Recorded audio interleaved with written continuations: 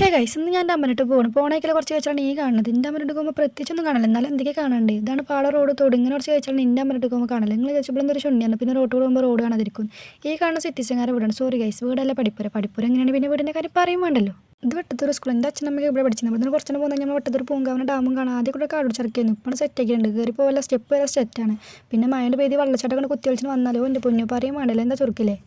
പോണേക്ക് നമ്മൾ എണ്ണടിച്ച വണ്ടി കയറിയില്ലെങ്കിൽ ഇപ്പോൾ ആദ്യത്തെ കൊണ്ട് വണ്ടികളുണ്ടായിരുന്നു അതിനെന്തായാലും നമ്മൾ കൊണ്ട് പറ്റില്ല അപ്പോൾ നമ്മൾ നേരെ എണ്ണടിച്ചാൽ വിട്ടു 200 രൂപയ്ക്ക് എണ്ണടിച്ചിട്ട് വണ്ടി സ്റ്റാർട്ടാണല്ലോ വണ്ടി നമ്മൾ നാണം കടത്തി അവസാനം എങ്ങനെയൊക്കെ സ്റ്റാർട്ടായിട്ട് അവിടെ നിന്ന് പോകുന്നു പോരിനേക്ക് റോഡ് പണിയൊക്കെ നടക്കുന്നു റോഡിൻ്റെ രണ്ട് സൈഡ് നിറച്ച് ബംഗാളികൾ